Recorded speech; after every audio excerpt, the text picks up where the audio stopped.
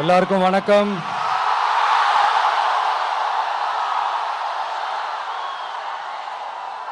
எல்லாரும் எப்படி இருக்கீங்க? சாப்பிட்டீங்களா?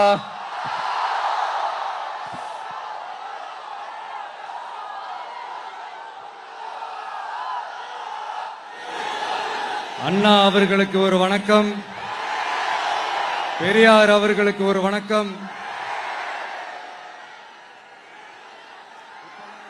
இப்ப நான் எந்த மண்ணில் நின்னுட்டு இருக்கிறேன் தெரியுமா? நாகூர் ஆண்டவர் அன்போட நெல்லுக்கடை மாரியம்மன் அன்னை வேளாங்கண்ணி ஆசியோட கடல் தாய் மடியில் இருக்கிற என் மனசுக்கு ரொம்ப நெருக்கமான நாகப்பட்டினம் மண்ணில் இருந்து நின்று பேசிட்டு இருக்கிறேன். என் நெஞ்சில் குடியிருக்கும்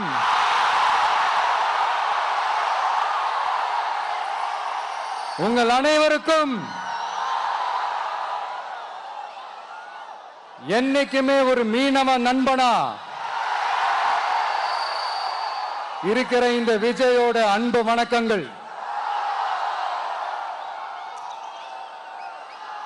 இந்த கப்பல் இருந்து வந்து இறங்குற இந்த பொருட்களை எல்லாம் விற்கிறதுக்காக அந்த காலத்துல அந்தி கடையெல்லாம் நாகப்பட்டினத்தில் இருக்கும்னு கேள்விப்பட்டிருக்கிறேன். மீன் பிடிக்கிற தொழில், மற்ற தொழில்கள், இந்த விவசாயம், எந்த பக்கம் திரும்பினாலும் எப்படி பார்த்தாலும் உழைக்கிற மக்கள் இருக்கிற ஊர் தான் நம்ம நாகப்பட்டினம் ஊர். மத வேறுபாடே இல்லாத, அனைவருக்கும் பிடித்து போன,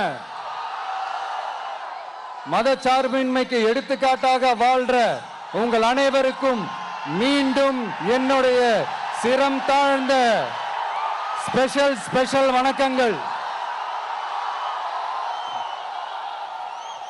இந்த தமிழ்நாட்டில் இந்த மீன் ஏற்றுமதியில் 2வது இடத்துல இருக்கிறது நம்ம நாகப்பட்டினம் ஹார்பர் தான். ஆனா அங்க நவீன வசதிகளோட இந்த மீன் பதப்படுத்துற இந்த மாடர்ன் தொழிற்சாலைகள்லாம் இல்லை. அது மட்டும் இல்ல, இந்த அடிப்படை வசதிகள் கொண்ட இந்த வீடுகள்லாம் இல்லாம ரொம்ப அதிகமா இந்த குடிசை பகுதிகள் இருக்கிற ஊரும் நம்ம நாகப்பட்டினம் ஊரு தான்.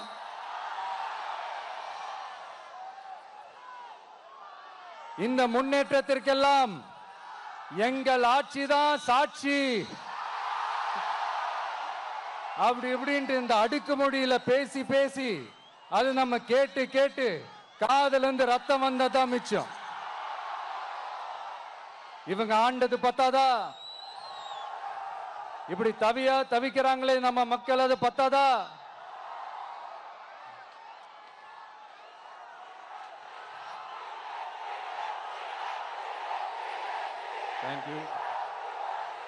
தேங்க்யூ. இந்த இலங்கை கடற்படையால நம்ம மீனவர்கள் தாக்கப்படுறதையும் அதுக்கான காரணத்தை பத்தியும் அதுக்கான தீர்வை பத்தியும் நான் மதுரை மாநாட்டிலே நான் பேசியிருந்தேன். அது ஒரு தப்பா? மீனவர்களுக்காக குரல் கொடுக்கறதும் அவங்களோட நிக்கிறதும் நம்மளுடைய கடமை, நம்மளுடைய உரிமை. நான் என்ன இன்னைக்கு நேத்தாங்க அவங்களுக்காக குரல் கொடுக்கிறேன்.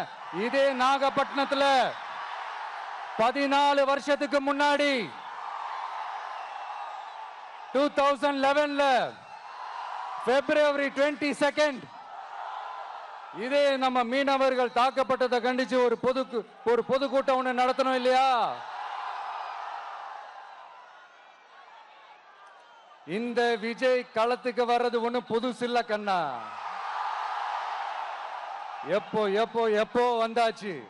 என்ன ஒண்ணு, முன்னாடிலாம் விஜய் மக்கள் இயக்கம் என்ற அந்த இயக்கமா வந்து நிற்போம். இப்ப தமிழக வெற்றி கழகம் என்ற அந்த ஒரு அரசியல் இயக்கமா வந்து நிக்கிறோம். அவ்வளவுதான் வித்தியாசம். அன்னைக்கும் சரி, இன்னைக்கும் சரி, இனிமேலும் சரி, மக்களுக்காக மக்களோட நிக்கிறது தான். இது புரிய வேண்டியவங்களுக்கு புரிஞ்சா சரி.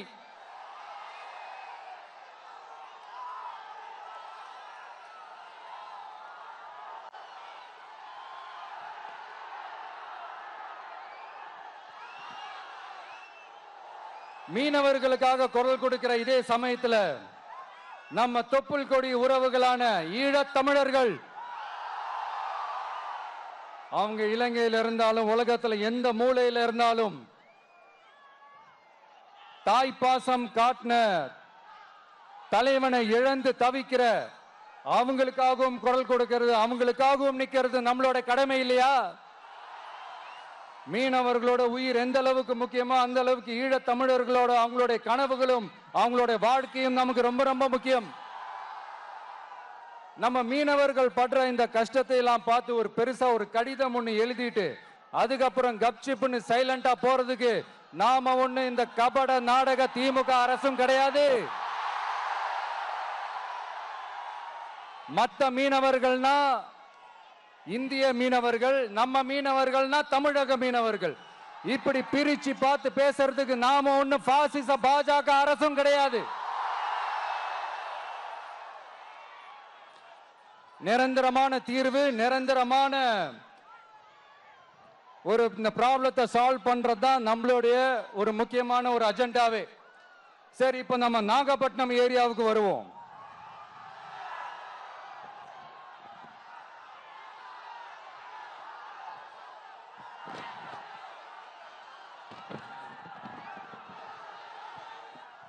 இங்க இருக்கிற மண் வளத்தை பாதிக்கிற இறால் பண்ணைகளை முறைப்படுத்தணும். அப்பதான் மீனவர்களோட வாழ்வாதாரமும் விவசாயிகளோட வாழ்க்கையும் பாதிக்காம இருக்கும். கடலோர கிராமங்கள்ல மீன் அரிப்புல இருந்து பாதுகாக்கிற அலையாத்தி காடுகளை அழிக்கிறத பத்தி தடுத்து நிறுத்தி அதுக்கு ஒரு வழி பண்ண வேண்டிய அரசாங்கத்துக்கு இதை விட ஒரு முக்கியமான ஒரு வேலை ஒண்ணு இருக்கு. அது என்ன தெரியுமா?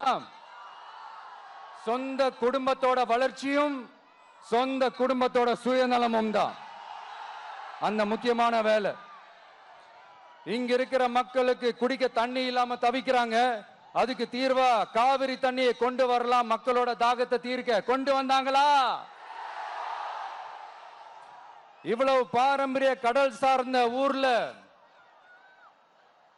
ஒரு கவர்மெண்ட் மெரைன் காலேஜ் ஒன்னு கொண்டு வரலாம். கொண்டு வந்தாங்களா? மீன் சம்பந்தமான எந்த தொழிற்சாலையும் அமைக்கல. அமைச்சாங்களா? அட்லீஸ்ட் நிறைய பேருக்கு வேலை வாய்ப்பு கிடைக்கிற மாதிரி தொழில் வளர்த்தியாவது பெருக்கலாம், அதையாவது செஞ்சாங்களா? ஆனா ஒவ்வொரு டைமும் வெளிநாட்டுக்கு டூர் போயிட்டு வர்றப்பெல்லாம் அத்தனை கோடி முதலீடு, இத்தனை கோடி முதலீடுன்னு சிஎம் அவர்கள் சிரிச்சுக்கிட்டே சொல்லுவாரு. சிஎம் சார், மனசை தொட்டு சொல்லுங்க, வெளிநாட்டு முதலீடா இல்ல வெளிநாட்டுல முதலீடா? ஒட்டுமொத்த தமிழ்நாட்டுக்கும் முதலீடா இல்ல உங்க குடும்பத்தோட முதலீடு வெளிநாட்டுக்கு போகுதா? வேளாங்கண்ணி, நாகூர், கோடியக்கரைன்னு இங்க இருக்கிற டூரிஸ்ட் பிளேஸ் எல்லாம் கொஞ்சம் நல்லா டெவலப் பண்ணலாம். பண்ண என்ன குறைஞ்சா போயிடுவீங்க?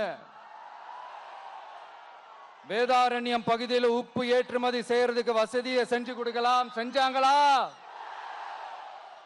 நாகூர் ஆண்டவர் அரசு மருத்துவமனையில பிரசவம் பார்க்கிற டாக்டரே இல்லையா? நாகப்பட்டினம் புது பஸ் ஸ்டாண்டையாவது சுத்தமா சுகாதாரமா வச்சுக்கிறாங்களா? நாகப்பட்டினம் ரயில்வே ஸ்டேஷன் வேலைகளை சீக்கிரமா முடிச்சு வைக்கலாம், அதையாவது செஞ்சாங்களா? இங்க ஏற்கனவே இருந்த ஸ்டீல் ரோலிங் மில்லையும் ரயில் பெட்டி தயாரிக்கிற தொழிற்சாலை மூடிட்டாங்க. அத மறுபடியும் திறந்தா நிறைய பேருக்கு வேலை வாய்ப்புகள் கிடைக்கும். ஏன் அதை பத்தி யோசிக்கல? மேலக்கோட்டை வாசல் NH மேம்பாலம் கட்டி 50 வருஷம் ஆச்சு. அது சரியா மேம்படுத்தலாம், அதை செஞ்சாங்களா? Thanjavur to Nagapattinam NH road வேலை பல வருஷமா நடக்குது, இன்னும் முடிச்ச பாடே காணும். அதை வேகப்படுத்தி முடிச்சிருக்கலாம், அதையாவது செஞ்சாங்களா? ரொம்ப முக்கியமா நெல்லு மூட்டையெல்லாம் மழை காலத்துல வெள்ளத்துல நனைஞ்சு நம்ம விவசாயிங்க எவ்வளவு வேதனைப்படுறாங்க. அதுக்கு சரியான ஒரு குடவுன் கட்டி தரலாம், அதையாவது கட்டி தந்தாங்களா? எலெக்ஷனுக்கு முன்னாடி திமுக காரங்க வந்து செய்வோம் செய்வோம் செய்வோம் செய்வோம்னு சொன்னாங்களே, செஞ்சாங்களா? இதெல்லாம் எதுவுமே செய்யாம எல்லாத்தையும் செஞ்ச மாதிரியே அதையும் பெரியமையா வேற சொல்லுவாங்க இவங்க. நான் போன வாரம் திருச்சிக்கும் அரியலூர் மாவட்டத்துக்கும் போய் நம்ம மக்களை சந்திக்க போயிருந்தேன். அப்போ பெரம்பலூரும் போக வேண்டியது. அங்க சில ரூல்ஸ் அண்ட் ரெகுலேஷன்ஸ், ஒரு கட்டத்துக்கு அப்புறம் இந்த பஸ்ஸே மூவ் ஆகல. அதுக்கப்புறம் அதை தாண்டி ஒரு டைமுக்கு மேல பேசுறது, சரி அதெல்லாம் விடுங்க.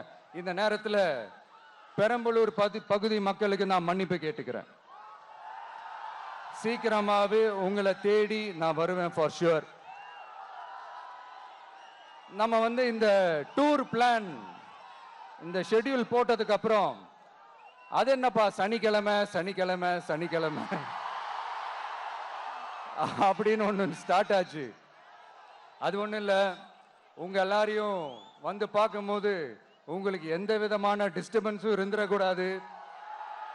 முக்கியமா உங்களுடைய வேலைகளுக்கு எந்த விதமான டிஸ்டர்பன்ஸும் இருந்துடக்கூடாது அப்படின்ற ஒரே காரணத்துக்காக தான் இப்படி வீக்கெண்டா பார்த்து இப்படி இந்த பிளானை ஷெட்யூல் பண்ணோம்.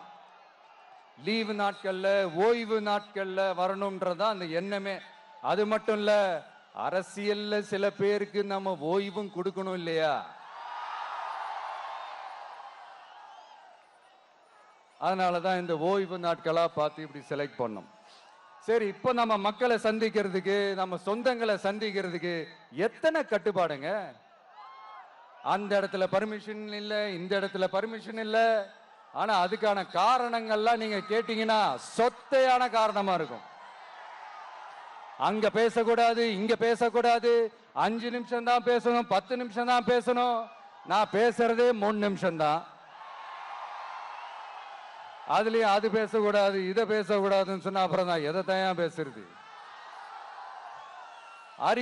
அரியலூர்ல போனப்போ நான் கரெக்டா அந்த ஊருக்கு போறதுக்கு முன்னாடி அந்த ஏரியாலேயே அந்த பவர் கட்டு. அப்புறம் நான் திருச்சிக்கு போய் நான் பேச ஆரம்பிச்சதுக்கு அப்புறம் அந்த ஸ்பீக்கருக்கு போற அந்த வயரு கட்டு. இல்ல, நான் தெரியாம தான் கேட்கிறேன் சிஎம் சார். ஃபார் எக்ஸாம்பிள், இப்போ ஒரு ஆர்எஸ்எஸ் தலைவர் இங்க வராருன்னு வச்சுக்கோங்க, இல்ல நம்ம பிரதமர் மோடிஜி அவர்களோ இல்ல உள்துறை அமைச்சரோ இங்க வராருன்னு வச்சுக்கோங்க. இந்த மாதிரி கண்டிஷன்ஸ்லாம் போடுவீங்க, இந்த மாதிரி பவர் கட் பண்ணுவீங்க, இந்த மாதிரி வயர் கட் பண்ணுவீங்க. கொஞ்சம் கட் பண்ணி தான் பாருங்களேன். முடியாதுல, பேஸ்மெண்ட் அதிரும்ல. நீங்க தான் மறைமுக உறவுக்காரர்களாச்சே. இதாவது பரவாயில்லைங்க. இதை தாண்டி ஒரு ரூல் ஒண்ணு போட்டாங்க, பஸ்ஸுக்குள்ளேயே இருக்கணுமா, பஸ்ஸை விட்டு வெளியில வரக்கூடாதான், கையை இவ்வளவுதான் தூக்கணுமா, இப்படியே வரணுமா, மக்களை பார்த்து சிரிக்காத, மக்களை பார்த்து கையசைக்காத, இப்படியெல்லாம். ஐயோ ஐயோ, நானும் என்னவோ ஏதோ நினைச்சேங்க. செம்ம காமெடியா இருக்குங்க. I am just enjoying like anything. நேரடியாவே கேட்கிறேன், சிஎம் சார் மிரட்டி பாக்குறீங்களா? அதுக்கு இந்த விஜய் ஆள் இல்ல சார், அதுக்கு நாம ஆள் இல்ல சார். என்ன செஞ்சிருவீங்க? மேக்சிமம் கொள்கைய சும்மா பேருக்கு மட்டும் வச்சுக்கிட்டு குடும்பத்தை வச்சு கொள்ளையடிக்கிற உங்களுக்கே இவ்வளவு இருந்தா, சொந்தமா உழைச்சி சம்பாதிச்ச எனக்கு எவ்வளவு இருக்கும்?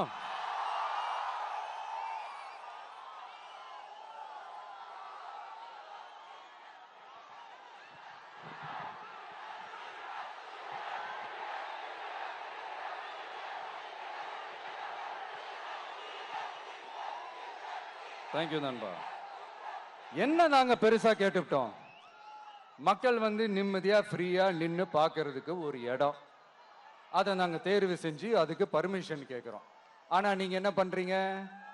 அந்த இடத்தையெல்லாம் விட்டுட்டு நெருக்கடியோட, மக்கள் நெருக்கடியோட எங்கெல்லாம் நிப்பாங்களோ அந்த இடமா பார்த்து செலக்ட் பண்ணி தெரியுங்க. உங்க எண்ணம் தான் என்ன சார்? நான் அவங்கள பார்க்க கூடாது, அவங்களோட பேசக்கூடாது, அவங்க குறைகளை கேட்க கூடாது, அவங்களுக்காக குரல் கொடுக்க கூடாது. என்னதான் சார் உங்க எண்ணம்? சரிங்க சார், ஒரு அரசியல் தலைவன் அப்படின்றதெல்லாம் மறந்துருங்க. ஒரு சாதாரண ஒரு தமிழ்நாட்டு மண்ணோட ஒரு மகனா, ஒரு நம்ம தமிழ் மக்களோட ஒரு சொந்தக்காரனா, என் மக்களை, என் குடும்பத்தை, என் சொந்தங்களை நான் பார்க்க போனா என்ன பண்ணுவீங்க? அப்பவும் தடை போடுவீங்களா? வேணாம் சார். இந்த அடுக்குமுறை, இந்த அராஜக அரசியல்லாம் வேணாம் சார். நாம ஒண்ணு இங்க தனியால் இல்லைங்க சார். மாபெரும் மக்கள் சக்தியோட பிரதிநிதிங்க சார். மாபெரும் பெண்கள் சக்தியோட சகோதரன் சார். மாபெரும் இளைஞர் இயக்கமா இருக்கிறோம் சார். மறுபடியும் சொல்றேன், 2026 ரெண்டு பேருக்கு நடுவுல தான் போட்டியே. ஒண்ணு இன்னொன்னு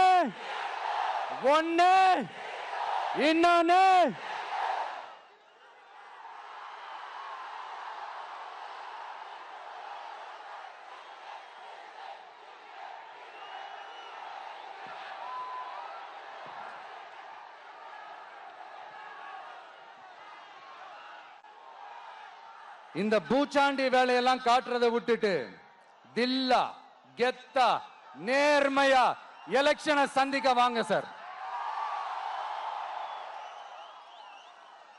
பார்த்துடலாம் சார்.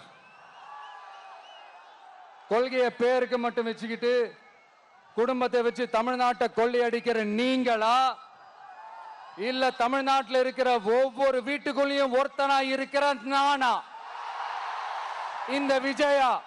பார்த்துடலாம் சார். இனிமேலும் இந்த தடைகள்லாம் போட்டீங்கன்னா நான் நேரடியா மக்கள்கிட்டயே பர்மிஷன் கேட்டுருவேன். மக்களே நீங்க சொல்லுங்க, நான் உங்களை பார்க்க வரக்கூடாதா? நான் உங்களோட பேசக்கூடாதா?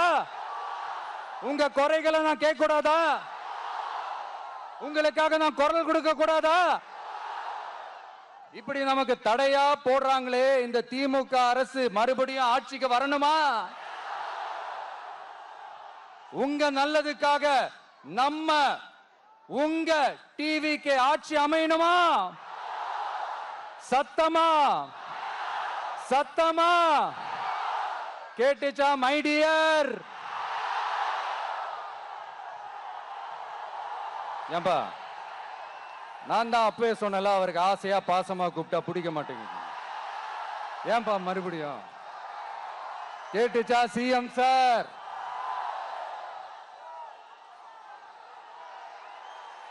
இந்த போர் முழக்கம் உங்களை ஒரு நிமிஷம் கூட தூங்க விடாது, துரத்திக்கிட்டே வரும். கான்பிடண்டா இருங்க, நல்லதே நடக்கும், வெற்றி நிச்சயம். மீண்டும் சந்திக்கும் வரை நன்றி, வணக்கம்.